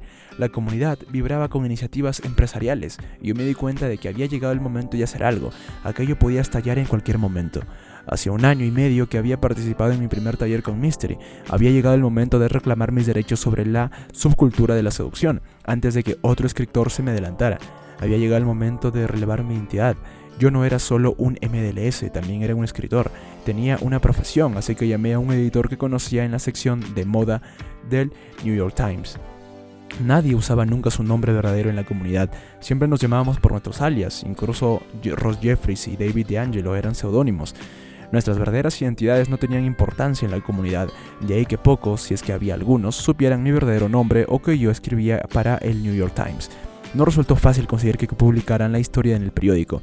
Pasé 2 meses yendo de un redactor a otro, escribiendo una versión tras otra. En el periódico querían una mirada más escéptica, querían pruebas de que los poderes de los distintos gurús, querían que se reconociera la extrañeza inherente a las técnicas de sarjeo. Parecía que les costaba creer que ese mundo y esa gente existían realmente. Capítulo 12. La noche anterior a la publicación de la historia sobre mi doble vida como MDLS casi no conseguí dormir. Había creado Style y ahora iba a destruirlo con 2,000 palabras impresas en un periódico. Estaba seguro de que en la comunidad me verían como un traidor. Soñé que un grupo de sargedores se reunía alrededor de mi casa con antorchas para quemarme vivo, pero toda mi inquietud y mis precauciones fueron en vano. No ocurrió nada. Sí, hubo alguna queja a media voz sobre los posibles efectos negativos del artículo para la comunidad. Algunos MDLS criticaron el tono del artículo y Mystery se lamentó de ser descrito como un maestro de la seducción en vez de como un maestro venusiano, que era como le gustaba llamarse a sí mismo últimamente. Pero la credibilidad de Style no se vio amenazada. Lo cierto era que había calado tan hondo en la comunidad que, a ojos de sus compañeros de sargeo, yo siempre sería un maestro de la seducción primero y un periodista después. Así que, en vez de enojarse con Neil Strauss por infiltrarse en la comunidad, se sentían orgullosos de Style por haber conseguido publicar un artículo en el New York Times. Yo no podía creerlo. No solo no había acabado con Style, sino que lo había hecho más popular. Sargeadores de todo el mundo buscaban mi nombre en Google, compraban mis libros en Amazon y colgaban posts escribiendo los detalles de mi carrera. Cuando pedí que no mezclaran mis dos identidades, sobre todo porque no quería que las mujeres con las que sargeaba buscaran las partes que había escrito sobre ellas, todos me hicieron caso. Style seguía al mando. Pero lo que resultaba todavía más sorprendente era que no quería abandonar la comunidad. Yo era un gurú para esos chicos y tenía una misión que cumplir y amistades que conservar. Aunque ya hacía mucho que había cumplido mis objetivos como MDLS, durante el proceso había encontrado un sentido de la camaradería y de pertenencia al grupo que me había eludido a lo largo de mi vida anterior. Me gustara o no, yo era parte integral de la comunidad. Los chicos tenían razón al no sentirse traicionados. Yo era uno de ellos. En lo que a las mujeres se refiere, el artículo tampoco tuvo grandes consecuencias. A la mayoría ya les había hablado de la comunidad y al hacerlo habían descubierto un interesante fenómeno. Si antes de acostarse con una mujer le decía que era un MDLS, ella me hacía esperar un par de semanas para asegurarse de que era distinta de las demás antes de acostarse conmigo. Si les decía que era un MDLS después de haberme acostado con ellas, reaccionaban divertidas y se sentían integradas por la idea, convencidas de que, en su caso, yo no había utilizado ninguna de mis técnicas de seducción. No obstante, esa tolerancia solo duraba antes de que rompíamos o dejábamos de vernos, momento a partir del cual mi condición de MDLS jugaba en mi contra.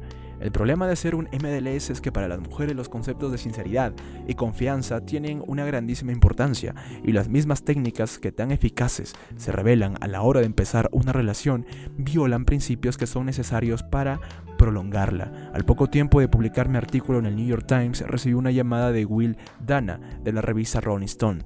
Vamos a abrir el próximo número con un reportaje sobre Tom Cruise, me dijo. Parece una buena idea, le dije yo. Sí. Quiere que lo escribas tú. ¿Te importaría ser más concreto? ¿A qué te refieres cuando dice quiere? Tom Cruise nos ha pedido que seas tú quien escriba el artículo.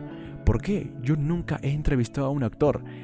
He leído el artículo que escribiste sobre el asunto de ese de ligue, pero puedes preguntárselo tú mismo cuando lo conozcas. Ahora mismo está en Europa buscando locaciones para la siguiente entrega de Misión Imposible, pero quiere que te reúnas con él en una escuela de caballitos en cuanto vuelva de Europa. ¿Qué es una escuela de caballitos? Un sitio donde te enseñan a hacer caballitos con motos. Suena bien, cuenta conmigo. Se me olvidó decirle a Will que no había conducido una moto en toda mi vida, aunque era algo que estaba en la lista de habilidades relacionadas con la seducción que quería adquirir, entre las clases de improvisación y las clases de autodefensa. Paso 7. Crea tu propio lugar de seducción. Entre nuestros análogos estructuralmente más cercanos, los primates, el macho no alimenta a la hembra. Cargada con crías, ella ha de valerse por sí misma. Él quizá luche para defenderla o para poseerla, pero nunca para alimentarla. Margaret Mead, masculino y femenino. Capítulo 1. Era la primera persona que no me había decepcionado desde que formaba parte de la comunidad. Se llamaba Tom Cruise. Lo vamos a pasar en grande. Me dio la bienvenida con una gran sonrisa en la escuela de caballitos. Después me felicitó por mi espíritu aventurero y clavó amistosamente el codo en el pecho. Era exactamente el tipo de gesto de mag que había descrito Tyler Durden. Llevaba unos pantalones y una chaqueta de motorista de cuero negro y sujetaba un casco a juego debajo del brazo izquierdo. Debía de hacer 2 días que no se afeitaba. Estoy practicando para saltar por encima de una caravana, me dijo señalando hacia la caravana que había justo al circuito. Una mayor que esa, no es difícil. Entrecerró los ojos visualizando la hazaña. Bueno, añadió, saltar es fácil, lo complicado es aterrizar. Levantó la mano derecha y me dio una palmada en la espalda. Tom Cruise era el espécimen perfecto, era ese mag al que Tyler Durden y Mystery y todo el resto de la comunidad habían estado intentando emular. Tenía una habilidad natural para convertirse en el individuo dominante, tanto física como mentalmente, en cualquier situación social, y sin aparente esfuerzo, y era la personificación de todas y cada una de las características que, según Mystery, definían a un macho alfa. Todo el mundo en la comunidad había estudiado sus películas para imitar su lenguaje corporal y, al zarjear, todos usábamos con asiduidad términos de su película Top Gun. Había tantas cosas que quería saber, pero antes había algo que necesitaba saber. Pero dime, ¿por qué pensaste en mí para este artículo? Me encantó lo que escribiste en el New York Times, me contestó él. El reportaje sobre los tíos de las citas. Así que era verdad. Él guardó silencio durante unos instantes a la vez que entrecerraba los ojos dando a entender que iba a decir algo importante. El ojo izquierdo se le cerraba un poco más que el derecho, lo que le confería una apariencia de intensa concentración. Dime la verdad, el tío ese sobre el que describes en tu artículo, ¿de verdad dice que el personaje de Magnolia está basado en él? ¿De verdad dice eso? Se refería a Ross Jeffries, quien sostenía que el personaje de Frank T.J. Mackey en la película de Paul Thomas Anderson, Magnolia, estaba inspirado en él. Mackey era el personaje que interpretaba Tom Cruise, un arrogante profesor de seducción con una mala relación con su padre y auriculares en la cabeza que enseña a sus alumnos a respetar sus pollas. No debería hacerlo, continuó diciendo Tom Cruise. Tragó una píldora de sales minerales y bebió de una botella de agua. No es verdad, lo digo en serio. Ese personaje lo inventó PTA. PTA era Paul Thomas Anderson. Ese tío no es Mackey, no lo es. Parecía ser importante para él que quedase claro. PTA y yo estuvimos 4 meses creando el personaje y no nos inspiramos en ese tío. Tom Cruise me dijo que me sentara en su Triumph de 1000 centímetros cúbicos y me enseñó a encender el motor y a cambiar de marcha. Después dio una vuelta al circuito a toda velocidad haciendo caballitos, mientras yo me estrellaba a menos de 10 kilómetros, por hora con su moto. Luego fuimos a su caravana. Las paredes estaban cubiertas con fotos de los niños que él y su exmujer, Nicole Kidman, habían adoptado. Dime, una cosa sobre ese Jeffries, insistió él. ¿Se parece más a Mackey desde que salió la película? Es arrogante y megalómano como Mackey, pero no es tan macho alfa como él. Te voy a decir algo, dijo Tom Cruise al tiempo que se sentaba junto a una mesa sobre la que había todo tipo de sándwiches y embutidos. Cuando hice el monólogo de Mackey, nadie les había explicado los extras de qué se trataba, y los tíos se pusieron tan eufóricos al oírme que, al final del día, PTA y yo tuvimos que subir al escenario y decirles: miren tíos, queremos que sepan que lo que dice y hace este personaje no mola nada, no está bien. Otra vez aquella charla. Primero Dustin, ahora Tom Cruise, no lo entendía. ¿Qué había de malo en aprender a conocer a más mujeres? Al fin y al cabo, para eso estamos aquí. Así es como sobrevive la especie. Todo lo que yo quería era hacerlo lo mejor posible. Me esforzaba para mejorar, como intentaba hacerlo en las demás facetas de mi vida. ¿Quién dice que está bien dar clases para aprender a conducir motos, pero que no lo está para aprender a relacionarte con las mujeres? Lo único que había hecho yo era buscar a alguien que me enseñara a arrancar el motor e ir cambiando de marcha. Ninguna mujer se había quejado, no engañaba a nadie ni le hacía daño a nadie. A ellas les gustaba ser seducidas. Todos queremos que nos seduzcan, eso hace que nos sintamos deseados. Sí, en serio, los extras se tomaron en serio lo que decía el personaje de Mackey, así que PTA y yo les dijimos: tíos, tranquilos. ¿Lo ves? Me hubiera gustado decirle a Tom Cruise: la seducción seduce, pero no pude, porque al acordarse de aquello, él se rió, y la risa de Tom Cruise no es como la de una persona normal. Su risa llena toda la habitación. Al principio es normal, y al principio tú también te ríes, pero entonces, cuando tú acabas de reír, la risa de Tom Cruise solo está empezando, y él te está mirando fijamente mientras se ríe. Y tú intentas volverte a reír, porque sabes que eso es lo que espera que hagas, pero tu risa no suena natural. Tom Cruise consigue pronunciar alguna palabra entre risas y entonces acaba de reírse, tan repentinamente como empezó, y tú sientes un enorme alivio. Eso es fácil de decir para alguien como tú, le dije en el escaso aire que me quedaba tras la última risotada. Pasamos una semana visitando varios edificios de la cienciología. No es ningún secreto de que Tom Cruise pertenece a la Iglesia de la Cienciología, una religión, grupo de autoayuda, ONG, secta y filosofía fundada por el escritor de ciencia ficción L. Ron Hubbard de la década de los 50. pero hasta el momento Tom Cruise nunca le había abierto las puertas de ese modo a un periodista. Cuando más aprendía yo sobre el Ron Hubbard, más evidente resultaba que tenía una personalidad similar a la de Mystery, la de Ross Jeffries y la de Tyler Durden.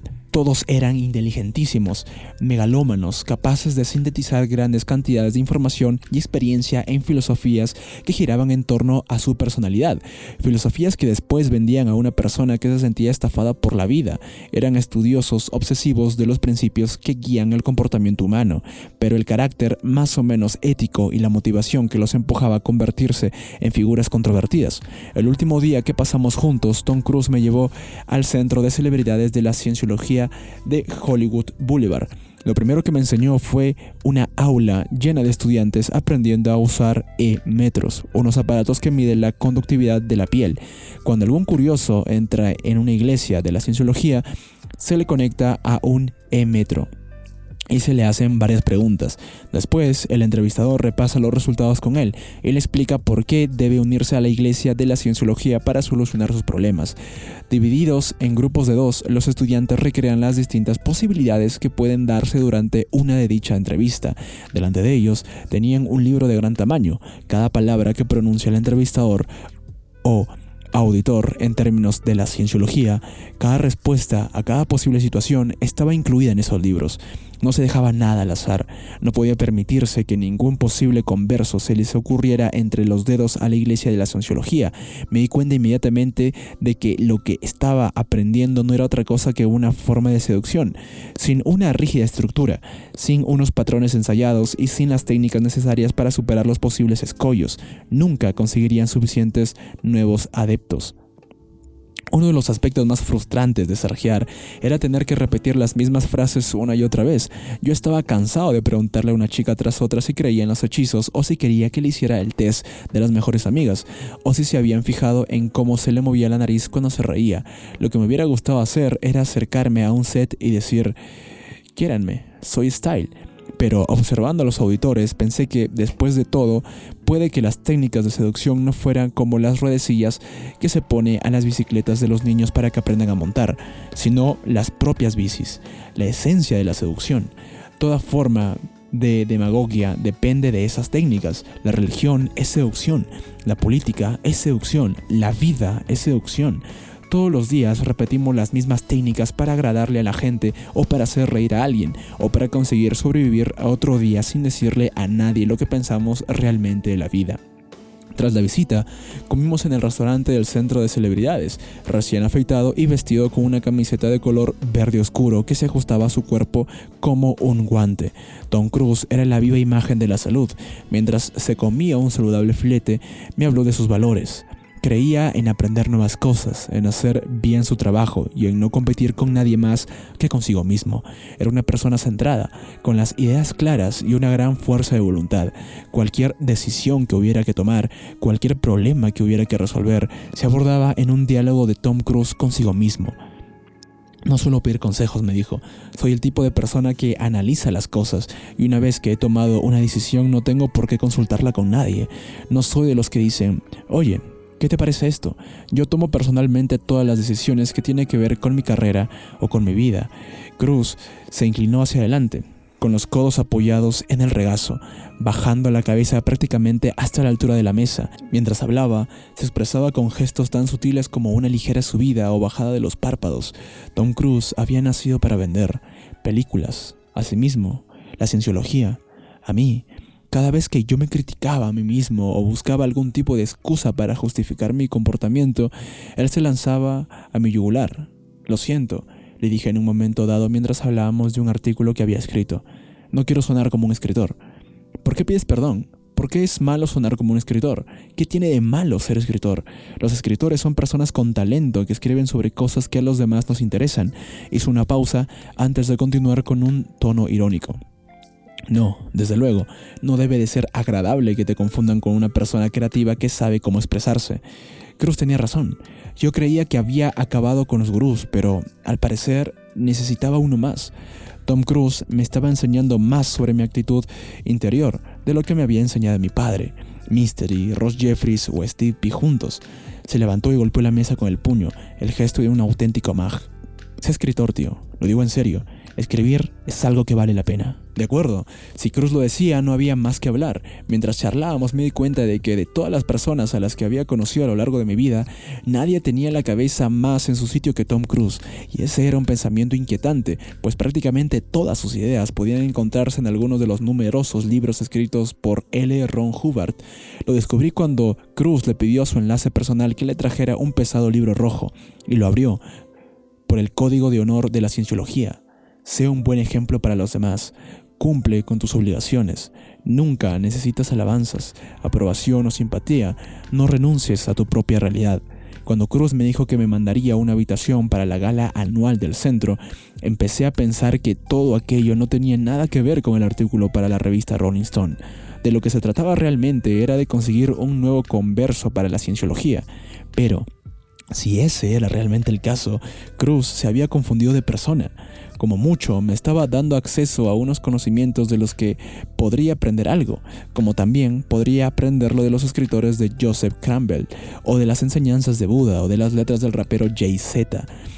Al acabar de comer, Cruz me llevó a conocer a su madre, que también estudiaba en el edificio. Quiero hacerte una última pregunta sobre tu artículo del New York Times, me dijo mientras andábamos. En él hablas de intentar controlar a la gente y de manipular situaciones. Me imagino la cantidad de tiempo y de esfuerzo que le dedicarán los chicos a eso. ¿Te das cuenta de lo que podrían conseguir si dedicaran toda esa energía a algo más constructivo? Finalmente, la entrevista se acabó y lo publiqué en el artículo. Tom Cruise y yo volveríamos a vernos, aunque para ese entonces yo sería una persona completamente diferente. Eso sí, él seguiría siendo exactamente el mismo. Tom Cruise nunca cambiaría.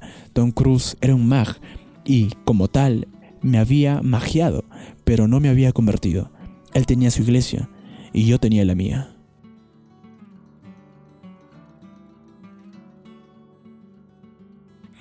Capítulo 2. Solo que mi iglesia todavía tenía que ser levantada. Tom Cruise tenía razón, debíamos concentrar toda nuestra energía en algo más constructivo, en algo mayor que nosotros mismos.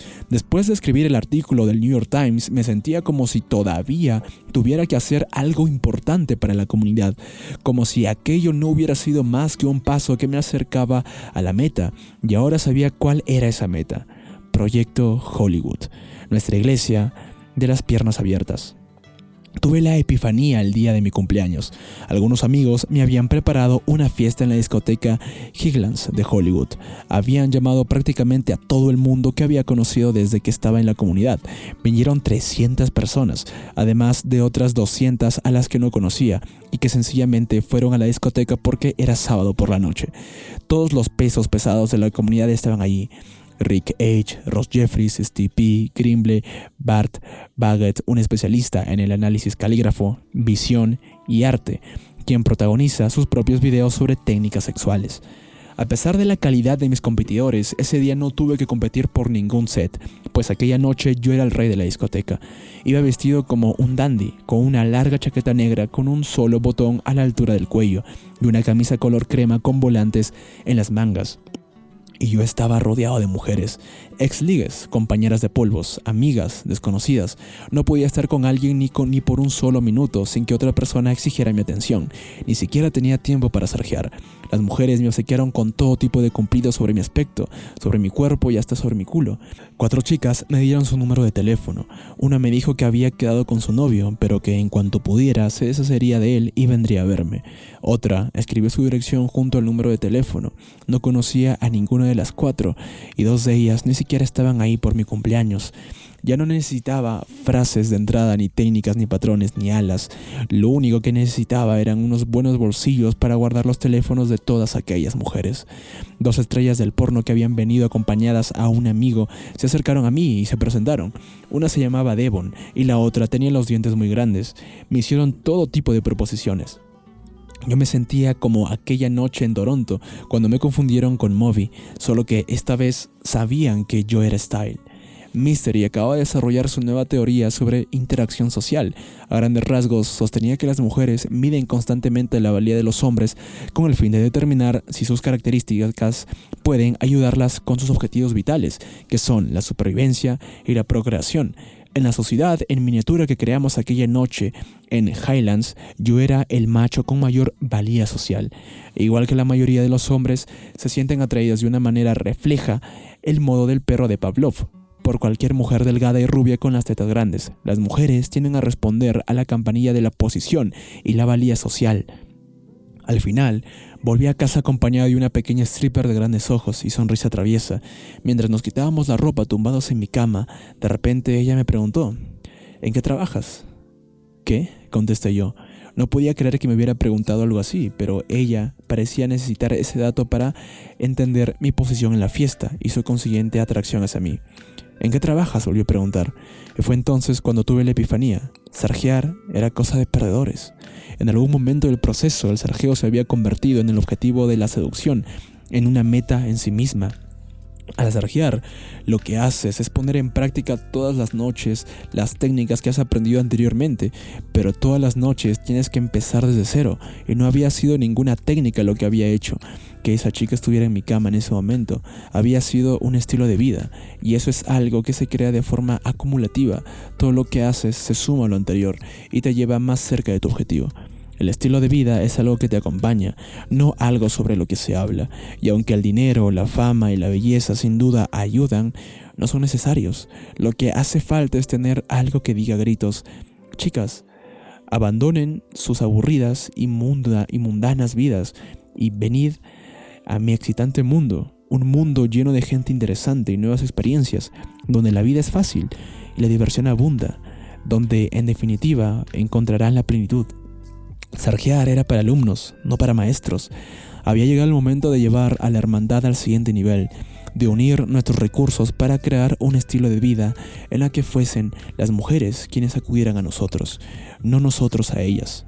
Había llegado el momento de crear el proyecto Hollywood.